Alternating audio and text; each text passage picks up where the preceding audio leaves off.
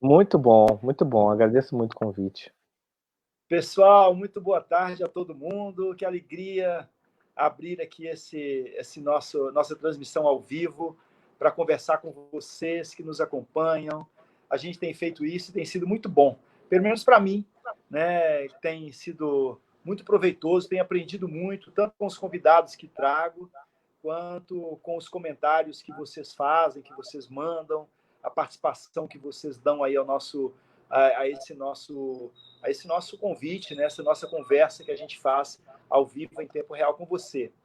Eu hoje quero apresentar para vocês, muita gente já conhece, mas quero dizer que vou estar aqui nesse nosso direto aqui com o Dodô Azevedo, conversar com ele, né? O Dodô é mestre em letras pela PUC do Rio, e também se multiplica em diversas atividades, professor de literatura, filosofia, escritor, cineasta, músico, DJ, né? Então, o Dodô é múltiplo, né?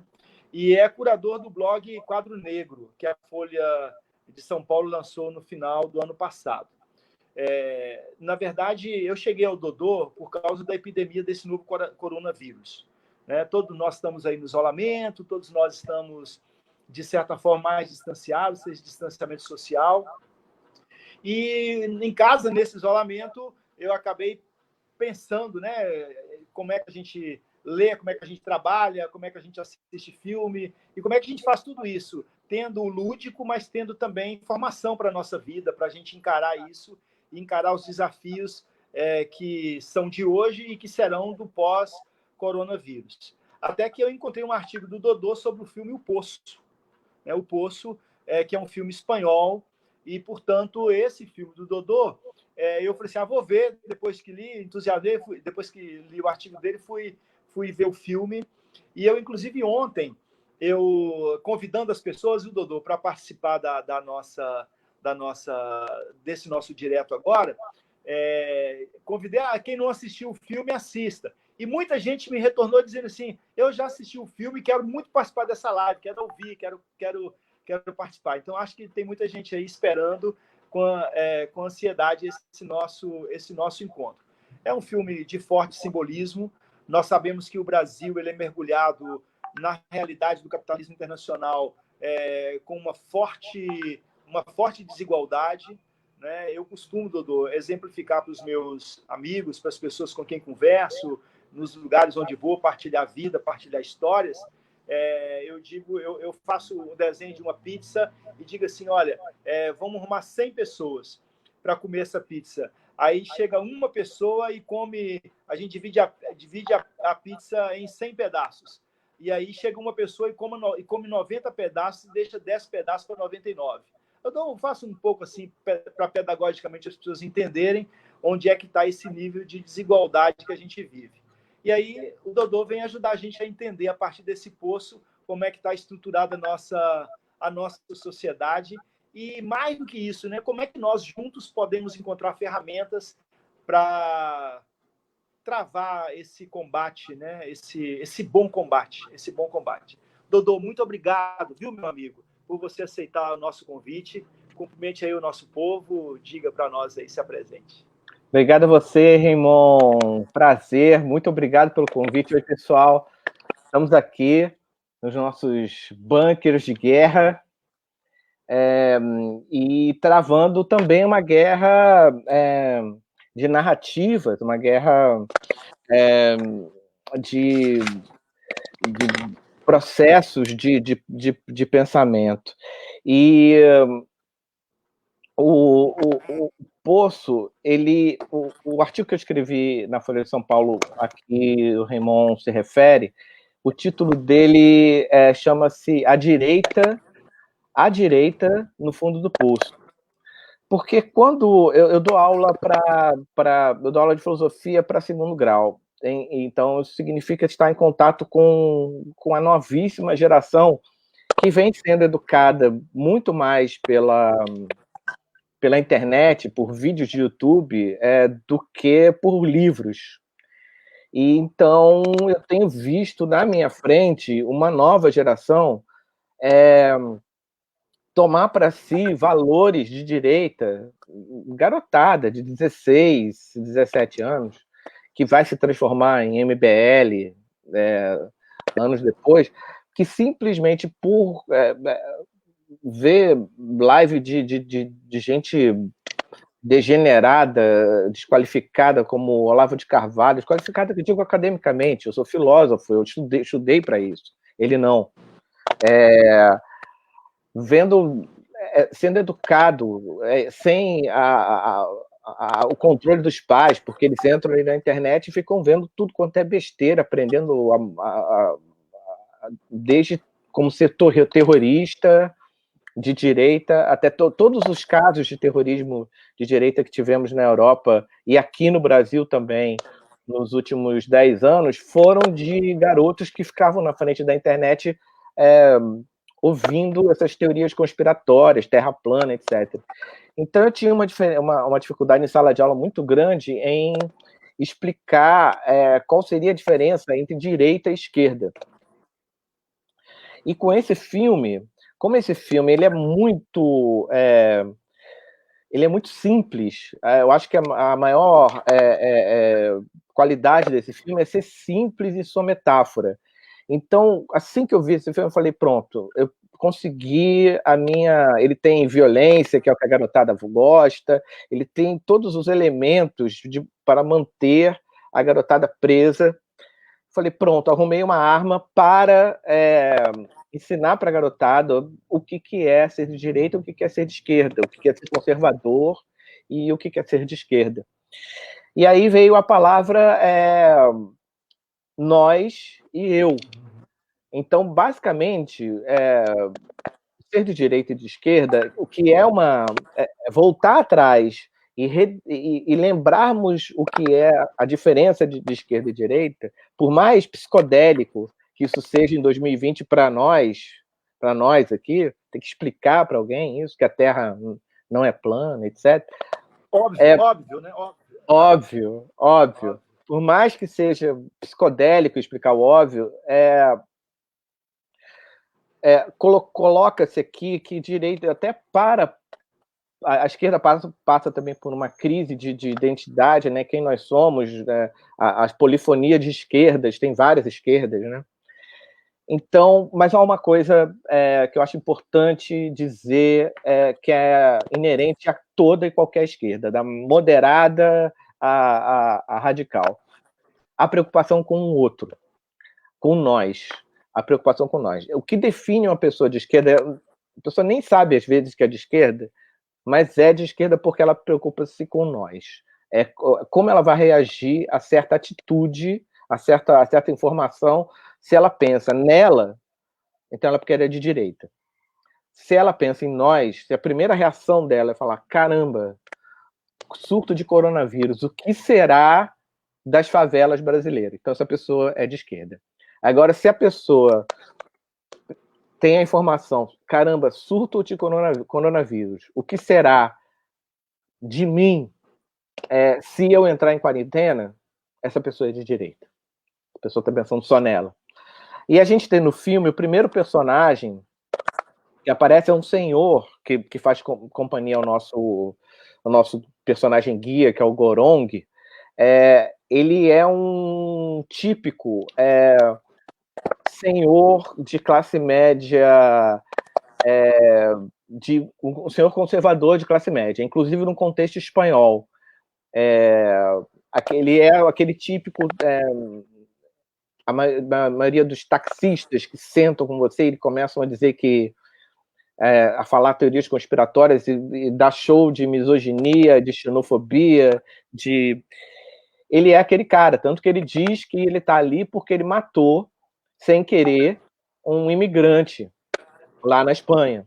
Ele jogou uma TV pela janela, que é a história de renegar a imprensa, né? Que é todo o fundamento do trumpismo, que o Bolsonaro copia de uma forma tosca, o tosco copiando o tosco. o fundamento disso está em pegar e jogar fora toda a imprensa, jogar fora todas as notícias e ficar só com as notícias que chegam por WhatsApp, por isso, por aqui. Então, esse senhor que está lá no primeiro ato do filme, ele é um senhor conservador, e que ele é o primeiro a dizer, ele é o primeiro a defender o sistema, aquela prisão.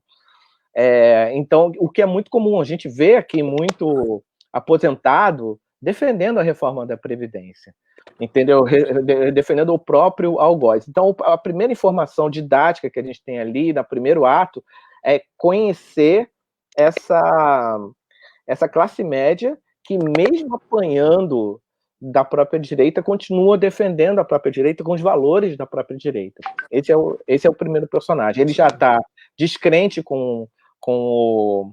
Ele é um sujeito que tenta incentivar o Gorong a aceitar a situação, a aceitar o sistema, a dizer que aquele sistema é o menos pior, pode não ser o melhor, mas é o menos pior, e ele, aquele personagem, está pensando nele, ele está contando os dias que faltam para ele sair dali. Enquanto o Gorong, quando ele percebe a situação, ele está preocupado com a prisão inteira, ele está preocupado com os outros. Então isso caracteriza um por ser de direita e o outro por ser de esquerda. O nome da prisão, ela se chama, no filme, né? Ela se chama Centro Vertical de Autogestão.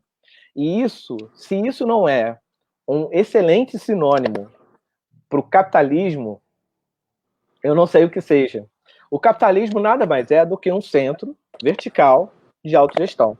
Autogestão por causa da crença na autorregulamentação de mercado, etc., quando, na verdade, não há autorregulamentação alguma, o andar de cima, né, que a gente nunca vê tanto no filme quanto na vida real, são eles que regulam tudo, dão a impressão para a gente que nada está sendo regulado, então é autogestão nesse sentido. Centro vertical de autogestão. Centro, porque é centralizado nos andares de cima, e vertical, porque o capitalismo se estrutura de uma forma análoga aos impulsos masculinos de enxergar a economia, que é o impulso vertical, ou seja, o homem, ele vê, desde que os fundamentos do capitalismo foram implementados há 7.000 anos atrás, o homem vê a economia como quem olha para o próprio sexo, para o próprio falo. Ele vê como uma... E a historiadora, uma historiadora que eu adoro, americana, chamada Marilyn French, ela tem essa chaproca aqui, esse livro de 900 páginas, chamado Beyond Power, on Men, Morals and Power, onde ela conta a história das sociedades que viviam antes das sociedades patriarcais tomarem o poder, que foi só há 7.000 anos atrás. O ser humano tem 40.000 anos de história. Durante 33.000 anos, a gente viveu sobre a égide de sociedades matriarcais que se desenvolviam de forma vertical, de forma horizontal, que é que hoje a gente chamaria de socialismo, comunismo, ou seja, quer ver o outro. Então, o que o Gorong passa o filme todo é tentando... ele não consegue enxergar aquilo como algo vertical, ele só consegue enxergar como algo horizontal, ele é um sujeito de esquerda. A segunda pessoa que ele encontra é a mãe, que está ali com a filha, né, com a questão da filha, que perdeu a filha, e depois é revelado que ela é maluca porque a filha não está ali, porque nunca entrou ninguém com menos de 16 anos, ou seja, aquele velho truque do patriarcado de chamar a mulher de maluca, né, de imputar ela a mulher de maluca, e fica depois, eu acho que fica muito claro que a função daquela mãe, com nome indígena, inclusive, aquela personagem, que é a mãe, fica muito claro que ela está subindo e descendo ali, não à procura da filha, e sim para garantir alimento para a filha que está sendo criada por ela lá no último andar, no fundo do poço. E a filha tá lá, nasceu lá e cresceu a partir disso lá. Então nós temos...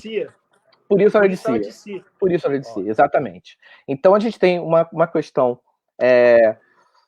no filme em que o capitalismo está indexado ao patriarcado ou à forma do homem ver o mundo. Logo, ver a economia.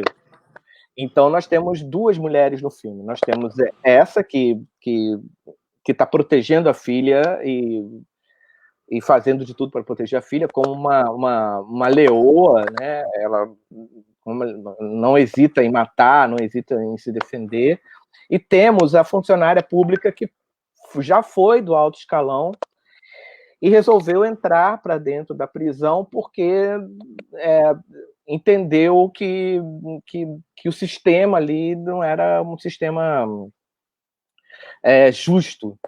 E essa personagem, a segunda personagem, que é feita, inclusive, não havia há muito tempo essa atriz espanhola, não havia desde Tudo Sobre Minha Mãe, do Pedro Almodóvar. Ela faz o papel da Agrado, que é aquela travesti que se torna a melhor amiga da Penélope Cruz. Eu não havia há 20 anos, e ela aparece no filme como a funcionária pública arrependida, que quer fazer alguma coisa pelo mundo e quer tentar convencer as pessoas que estão ali na prisão pela voz, tentando, olha, gente, calma, comam menos, etc. Eu a comparo com a esquerda que aqui no Rio a gente chama de esquerda da Zona Sul, que é uma esquerda que na prática acaba não praticando os seus valores, ou seja, acaba não dividindo a comida, e quando o bicho pega, ela se vê numa situação análoga à privação dos grupos vulneráveis. Ela não suporta psicologicamente e acaba se matando. A gente está vivendo isso aqui nesse momento. Quem está pior lidando com a quarentena é o povo da Zona Sul, que é completamente despreparado psicologicamente, porque esqueceu seus afetos. A Zona Sul é um lugar onde você não sabe, você mora num prédio, mas você não sabe o nome dos seus vizinhos, então, e você preza pela sua privacidade, então não quer saber nada de ninguém. É o lugar dos grandes comércios, onde os pequenos comércios não se criam. Então, de muito pouca vida prática, junto com o povo, ou seja, é gente que só se mistura com o povo quando vai na feijoada da Portela, ao invés de frequentar, de fato, o povo. Enquanto isso, o povo, de fato, ele está muito bem preparado psicologicamente para a quarentena, porque tem uma rede inteira, né? Quem mora em comunidade, quem mora em favela, sabe do que eu estou falando, tem uma rede de apoio que funciona há muito tempo, até porque as favelas e comunidades, elas vivem em quarentena há 30, 40 anos, quando toda vez que o caveirão sobe, entra numa comunidade, é quarentena, é decretado quarentena, uma quarentena muito mais braba do que a quarentena soft que a gente está vivendo aqui, nós da classe média, muito mais braba porque tá tendo tiro, tem que deitar no chão, tem que ficar 2, 3 dias deitado no chão. Não é nós que podemos fazer lives aqui, etc. Então, eu digo isso porque o Poço ele é todo contado sobre o ponto de vista da classe média. Ele, por ter sido dirigido por um publicitário, é o primeiro filme de um publicitário espanhol. E foi escrito também por 2 homens brancos de classe média alta. Então, é todo sobre o ponto de vista da classe média. E esse talvez seja o único senão do filme, que o filme acaba passando uma mensagem de que só a classe média, ou seja, um sujeito como o Gorong, pode mudar a situação. quando eu acredito que seja o contrário. É só quem está lá nos últimos andares, nos andares de baixo, é que pode mudar a situação. Os corações e mentes que têm que ser conquistados são os corações e mentes de quem está lá embaixo. Então, eu fico pensando muito no quão bom, que bom que esse filme acabou não estreando nos cinemas, onde é caro você pagar o ingresso e só a classe média e classe média alta poderiam assistir, e foi cair no Netflix, onde todo mundo na favela tem, nem que seja via gato net, todo mundo na favela possa ver esse filme. E ver como uma metáfora tão clara ao eles virem na mesa o que sobrou, né, o jantar de quem mora na comunidade hoje em dia, hoje e há tanto tempo atrás, é um jantar, a mesa, né, de jantar, o que é posto na mesa é muito análogo às imagens da mesa que a gente vê nos andares de baixo. Então, é isso. Dodô, você sabe que eu tô aqui vendo os comentários que chegam e, assim, o pessoal está encantado, né, com a sua didática, com o seu jeito de colocar, com a sua explicação. Tem gente lá de Teoflotone, o João Gabriel, um punhado de gente já veio falar aqui conosco, já chegou aqui na nossa live. E tem uma coisa muito interessante. Você sabe que eu disse que eu vi esse filme, cheguei a você depois de ler o seu artigo da Folha, mas eu, na verdade, também me chamou a atenção o Poço quando eu percebi que era uma prisão vertical e quando a gente passa aqui no Rio de Janeiro por um processo de tentativa do governador de construir em Jericinó uma prisão vertical. Né? Sim. Uma prisão vertical. E aí, nessa prisão vertical de Jericinó, nós, os vereadores, vamos ter que dar nosso pitaco, porque você precisa mudar o padrão edilício daquela região. Então, eu chamei muita gente para conversar sobre esse projeto, porque a qualquer momento ele vai chegar na Câmara para a gente mudar o padrão de edificação e a gente vai ter que votar esse projeto, embora ao fim e ao cabo, a política de segurança prisional é feita pelo Estado e não pelo município. E aí, nessas idas e vindas, muita gente veio conversar e falar, né? Tive encontros com ex-detentos, com pessoal egresso do sistema, com mulheres de egressos, com mães de egressos, com egressos próprios mesmo. E foi muito interessante quando eu vi a história do Poço, me veio também essa memória. E aí, quando você fala da mãe do garoto, que é uma mulher que sobe e desce, né? E que usa de todos os artifícios e que no fundo, quando você diz metáfora, é uma metáfora quase que nem precisa ser metáfora, né? É uma metáfora tão direta, né? Uma metáfora tão contundente, tão forte, que não precisa de você analisar, né? Ela entra na massa do sangue, né? Ela vai entrando na veia, né? E aí é muito interessante o que a gente comentou também quando viu o filme, que aquela mulher, quando sobe e desce o tempo todo, nós também ocupamos diversos espaços, né? Nós que ocupamos o espaço da academia, da universidade, do poder legislativo, da classe média, a gente, nesse mundo de tanta desigualdade, a gente também se considera privilegiado, né? E aí, um pouco, eu queria que você tentasse me ajudar a refletir algo que me vem agora da sua explicação.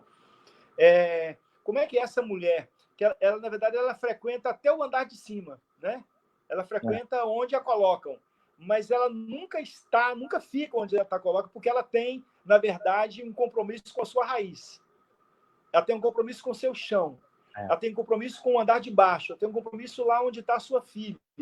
E aí, ao final, quando a gente vê aquela menina nutrida, bonita, não estava esquelética, né? Aquela criança. E aí é isso, né? Ela estava nutrida porque a mãe, né, foi dando aos pouquinhos a sua vida, porque ela até era colocada no andar superior em alguns momentos, mas ela não perdia a sua referência. A sua referência é onde estava o seu umbigo, né? Vamos dizer assim, conforme a gente diz lá na roça. É onde estava plantada aquilo que para ela era importante, que era a sua filha. Tem isso mesmo ou eu estou viajando? Não, tá certíssimo. E a questão no filme que não é a primeira questão, mas quando a gente começa a conversar, a gente chega lá, é a questão da mulher. É a questão da mulher, é toda a questão do filme. Ela talvez seja a personagem principal do filme, né? Em termos de a mensagem. O filme fala muito que o importante é a mensagem, o importante é a mensagem, o importante é a mensagem. E a mensagem é mulher, não é à toa que a filha é uma filha e não um filho. Não é naquela segunda parte do filme, a segunda metade do filme, que é uma segunda metade religiosa, que eu não concordo. Eu acho que a religião não vai salvar ninguém dessa prisão. A questão é da mulher, que é irreligiosa. Ela é aquela personagem. Ela diz o seguinte: o que o capitalismo está careca de saber, que é a mulher não controlada por dispositivos religiosos que regulem a moral dela, que regulem o comportamento dela, não controlada por questões econômicas, ou seja, aquela mulher que trabalha tanto, que não consegue pensar em articular. A mulher que está livre disso é o tipo mais subversivo ao capitalismo. É libertadora, né? Não é à toa que na esquerda do mundo inteiro, hoje, nos últimos 10 anos, na esquerda no mundo inteiro, os grandes nomes têm sido de mulheres. Nos quadros políticos, têm sido os de mulheres. Ainda não chegaram no topo da cadeia de processo decisório, mas nós temos a Vilma, do Partido dos Trabalhadores, lá em Salvador, tentando ser a primeira prefeita negra da cidade onde há mais negros fora da África. Isso 500 anos depois dos negros terem chegado lá. E, enfim, mas a mulher tem sido a mulher. Se tem algo que possa quebrar o sistema vertical, é a mulher na política, tá? A mulher já faz política naturalmente, porque, como eu disse antes, dentro das comunidades ela faz política porque por necessidades básicas do dia a dia. Elas criam suas redes de proteção. Então, a gente tem muito a aprender com elas. Elas já vêm meio que prontas para isso. A gente está vendo também, você deve ter visto a notícia de que saiu ontem e hoje, um reforço ainda mais, que dos 8 países que melhor estão do mundo, que melhor estão lidando com a epidemia de Covid-19, todos são governados por mulheres. Todos são governados por mulheres. Então, e todos por mulheres de esquerda.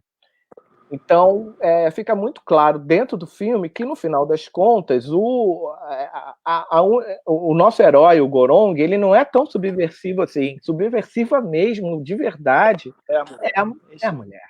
É a mulher. E isso a gente tem que levar para fora. A gente tem que levar do filme para fora e entender isso. Tá?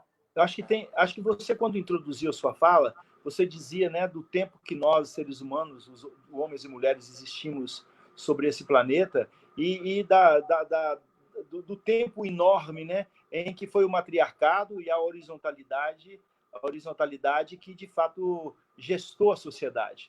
E aí, com o advento do patriarcado, há, na verdade, um achatamento, um abafamento, né, que é um abafamento exatamente para fazer o processo de verticalização, de tomada de decisões, de ocupação de postos de mando. E acho que a mulher carrega em si mesmo essa ancestralidade, né? Acho que isso não é bonito, isso, porque ao mesmo tempo você fala que a religião ela não salva, mas a ancestralidade, né? Esse entendimento, né? Que não é um entendimento religioso, claro que não é, mas um entendimento de pertencimento a um extrato de sociedade construído e que aparentemente não existe mais e que só existe porque a gente sabe fazer a leitura de ancestralidade, né? A filosofia tem um fio, né? a filosofia africana, tanto que você falou, muito bem falado aí, que ela procura o chão dela, né? Ela procura que em filosofia africana a gente chama de nosso ilê. A força vem da terra, tá? Isso tá desde o vento levou, quando a Scarlett O'Hara pega, come aquele rabanete cru e fala, nunca mais passarei fome, vou plantar aqui. A questão da mulher com a terra, essa questão da ancestralidade, na filosofia africana, não há distinção entre religião e filosofia. A separação epistemológica entre as ciências, ela se dá recentemente, há 7.000 anos atrás, quando a gente instaura o patriarcado. Dividir para conquistar, né, aquela história. Então, não há uma religiosidade nessa ida da mulher, nessa volta da mulher ao chão, nesse impulso dela, mulher, de cuidar. Eu estava lendo um livro que eu muito indico. Deixa eu ver se ele está aqui do meu lado. Eu acho que não está, senão eu mostrava aqui agora. Bom, mas ele se chama O País das Mulheres. É escrito por uma nicaragüense, uma feminista nicaragüense chamada Gioconda Belli, e ela conta a história de um país, um pequeno país do centro da América Central, onde as mulheres, simplesmente, todas elas, médicas, militares, artistas, elas se juntam e falam assim, vamos fazer uma revolução armada e vamos instaurar uma república de mulheres, onde as mulheres tomam as decisões. E elas fazem, e elas lançam um partido, depois que elas tomam o poder, elas lançam um partido chamado PEE, Partido da Esquerda Erótica. Mas não o erotismo e sim o erotismo do Eros. Porque quando vivíamos o reino, os 33.000 anos de reinado matriarcal, vivíamos sob o signo de Eros, e não de Thanatos. Então, quando esse partido ele é fundado, a primeira coisa que elas implementam no país é substituir o termo de cidadã para cuidadã. Substituir o termo de cidadania para cuidadania. Então, elas instalam a cada bairro uma casa. Em cada bairro tem um negócio chamado casa de cuidadania. E lá nessa casa, você não só exerce a sua cuidadania, como você também aprende a ser cuidadão, não cidadão. Aprende a ser um cuidadão. E aí são filas e filas de homens fazendo curso com as mulheres, aprendendo a ser um cuidadão. Então, é o que é essa personagem do Poço. Ela é, de todos ali, ela é uma cuidadã. Inclusive, tem uma questão no Poço dessa história de você requerer a cidadania, você está ali pagando a sua prenda ali para poder voltar a ter a sua cidadania. Então, a questão-chave desse filme é a mulher. Até porque também tem a questão da comida, né? A comida, a nossa primeira comida sempre foi, e sempre será o leite materno. Então, que é um cuidado, um provimento que vai nos regular até a nossa psique, até a nossa mente, e vai ser mais forte do que a lavagem cerebral que o capitalismo quer nos fazer, que quer horizontalizar, nos afastar da nossa ancestralidade, nos afastar desse período de 33.000 anos em que vivemos sobre sociedades verticais matriarcais, mas esses instintos são mais fortes do que isso, e essa personagem é por instinto. O Gorong também, ele também acaba indo muito pela questão do instinto. Então, o filme também é muito instintivo, né, no sentido que ele não deixa respostas fechadas, ele deixa muito para o nosso instinto, por exemplo, o próprio final do filme, né? O que significa aquele pudim, exatamente aquele pudim. Ele não quer explicar aquilo, ele quer deixar muito para a nossa intuição, ele quer deixar, nesse sentido, ele está alinhado com esse pensamento de que nós devemos exercitar mais a nossa intuição. Então, se por um lado o filme é tão didático que as metáforas dele quase não são metáforas, o que não é explicado, há também, por um outro lado, muita coisa não explicada de propósito, que é para exercitarmos a nossa intuição, a nossa imaginação, que era a coisa mais importante que existiu durante esses 33 mil anos, que foi agora completamente apagada em detrimento do raciocínio lógico, do raciocínio vertical, etc. Dodô, eu vou, assim, nós estamos já com 35 minutos, eu vou transformar uma pergunta que foi feita, aliás, uma observação feita pelo André, em uma pergunta. E depois eu vou pedir a Dani, vou pedir a Dani que coloque a pergunta da Lucy. Bernardo Caram falou, Lucia dos Pandolfo, mas a Lucy fez uma pergunta bem concreta. Mas o André diz assim, o Gorong é um mediador, né? Não é um revolucionário.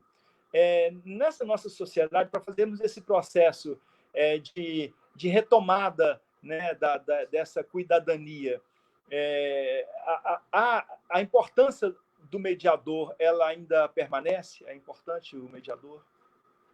Não, eu acho que não. Eu acho que é uma visão da classe média, de gente de classe média que escreveu o roteiro, querendo se colocar ainda como alguma coisa importante. A classe média não é mais importante, no sentido, ela acabou a importância da classe média. Tá? Porque se a gente não toma cuidado, a gente valoriza o Gorong e deixa a mulher passar desapercebida. Exato. Há uma intencionalidade também da classe média aí, né? Exato. Então, assim, a classe média, ela, embora o filme esteja tentando o tempo todo também dizer que a classe média é relevante, ela não é mais relevante. Todo mundo tem que passar a lidar com isso.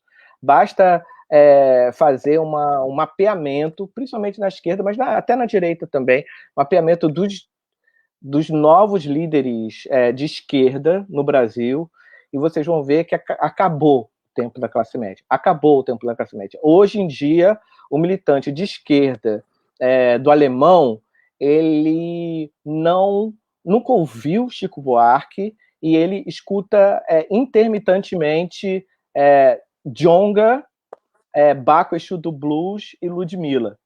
Ou seja, substituiu a adoração e a audição de um branco do Leblon, que nunca saiu do Leblon, pela audição e adoração de jovens pretos, jovens pensadores, esses três que eu citei, Djonga, Baco Exu e Ludmilla, são pensadores pretos vindos da favela. Então, isso, para mim, é um avanço que nós tivemos, assim, que muito me anima. Eu trato com essas pessoas, como eu disse, eu estava conversando com você antes da gente entrar aqui, eu ajudo a organizar, tenho a honra de poder organizar junto com o pessoal aqui do Morro dos Macacos. A gente ocupa a Praça 7 aqui em Vila Isabel. Estou falando de Vila Isabel, Zona Norte do Rio de Janeiro. E a gente ocupa a praça toda quinta-feira, não agora, nesses tempos de pandemia, mas toda quinta-feira há muitos anos, com uma roda cultural, onde a gente conversa, discute temas políticos e sociais, mas principalmente exercemos a produção e a escuta de uma prática que está todo mundo hoje em dia já sabendo como é que funciona, que é a prática da slam poetry, da poesia falada no slam. Então, aquele ali, o que é falado ali São crônicas, né? São poemas crônicas, cada semana cada um traz um, são 70 jovens trazendo a sua crônica, e ali naquela crônica está para fazer a metáfora religiosa, está o novo evangelho que a esquerda tem que seguir. Não está mais no que vai ser dito pelo fulano de tal que mora na Zona Sul e escreve tem uma coluna há 30 anos no jornal X. Não é mais essa pessoa. E isso é uma excelente notícia, uma excelente notícia. Olha só, Dodô, eu vou te dizer o seguinte, eu estou convicto de que muita gente que assistiu o filme e que hoje veio conversar conosco, eu próprio, né, abriram-se muitas janelas para mim e certamente para muita gente a partir da sua fala. E muita gente que não assistiu o filme ainda deve estar assim, louco com vontade de ver, deve estar querendo terminar aqui para correr lá para o Netflix para ver o Poço, né?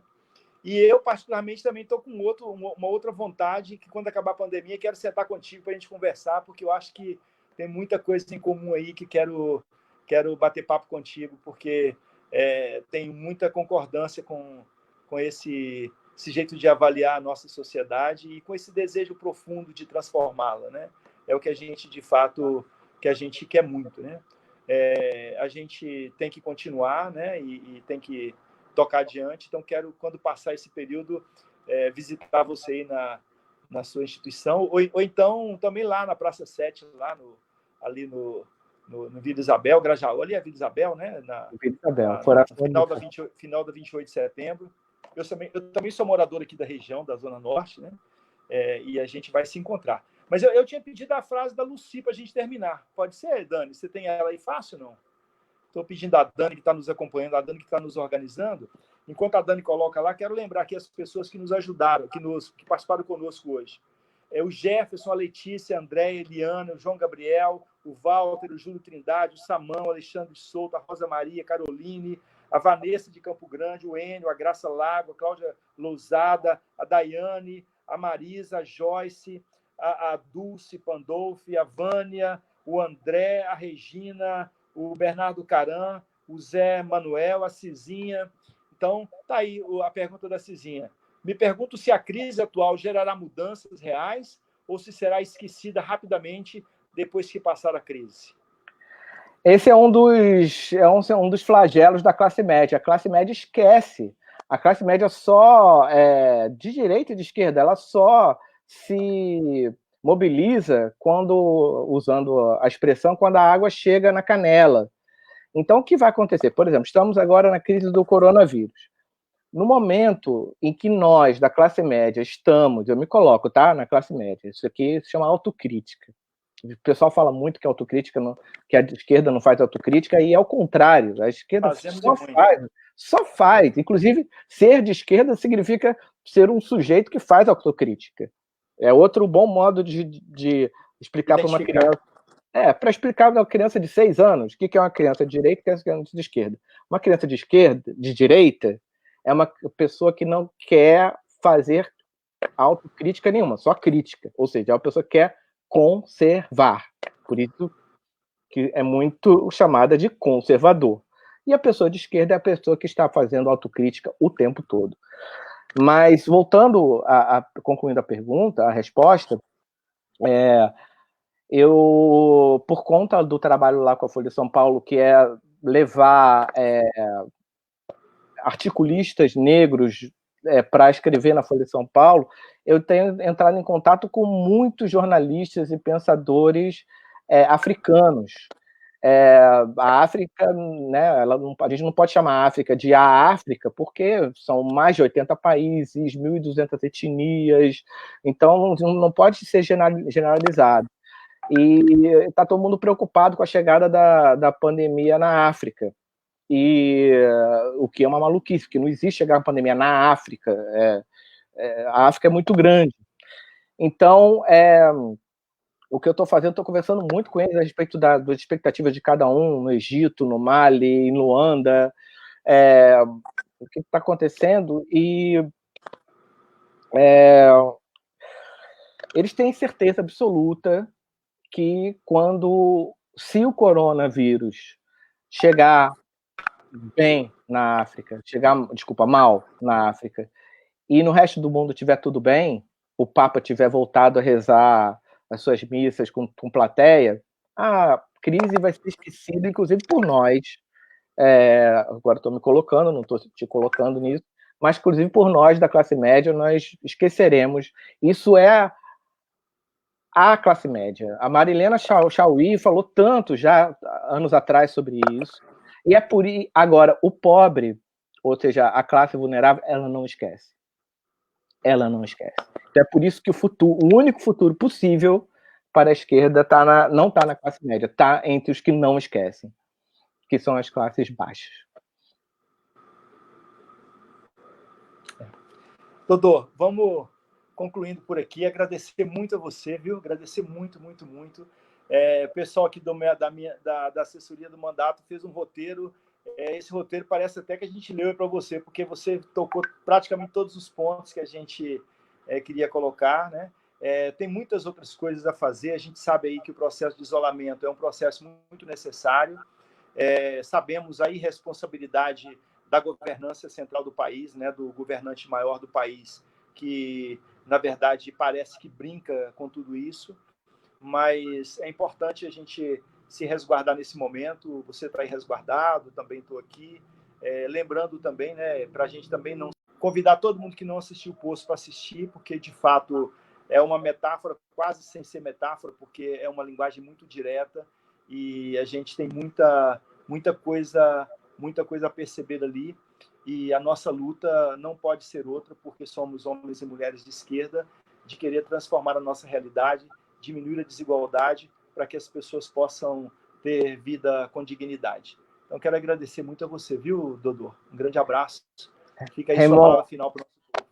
Raimon, quem agradece sou eu. Essa disponibilidade em abrir diálogos e escutas é fundamental para um próprio aprendizado de como a gente vai sair daqui. Eu acho que, em termos políticos, eu acho que as questões das lives e conversas vai ter uma explosão definitiva e vai ser muito positivo isso, porque é muito difícil numa comunidade, por exemplo, controlada pela milícia, você ser uma pessoa de esquerda. Então, você podendo estar dentro de casa, vendo uma live de esquerda, sem pessoas em volta tomando conta da sua vida, isso facilita a chegada das nossas ideias.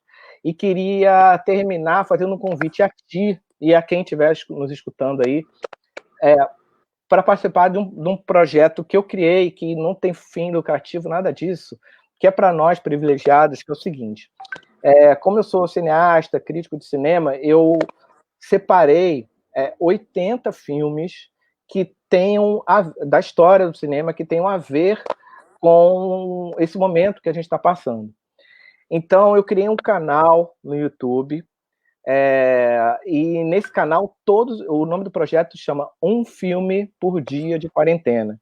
Então, nesse canal, todo dia, às 9 horas da noite, eu entro para falar de algum filme, explico por que aquele filme está ali relacionado à quarentena que a gente está vivendo, e, em seguida, disponibilizo canais onde todos nós possamos ver o filme. Tem muito canal que está disponibilizando de graça, então a gente tem grupos também de WhatsApp onde a gente troca arquivos para todo mundo ver e discutir os filmes, tá? Então ele já está no filme 26 e é tudo isso, é de graça, não está monetizado, não é para nada, é só para a gente, porque é aquela história, né? A arte está tão vilipendiada porque ela é a solução para tudo. Então, tudo que a gente precisa saber, ela está na arte. A gente só está aqui conversando por causa de um produto artístico que é o filme. Então, tudo que a gente precisa para ficar menos ansioso em casa, para ficar mais tranquilo no sentido de saber o que está acontecendo, está tudo em filmes feitos e a gente está ainda no início da caminhada. Quero muito contar contigo, ver todo mundo um filme por dia, essa experiência coletiva de ver um filme por dia, com curadoria minha, E sim, e a gente vai se ver assim que tudo isso terminar.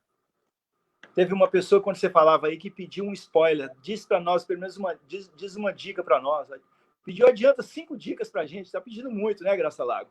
Mas hoje à noite, às 21 horas, um filme por dia, com o Dodô lá no YouTube. Não é isso? Isso. Quando você entrar no canal, o nome do canal se chama Dodomundi.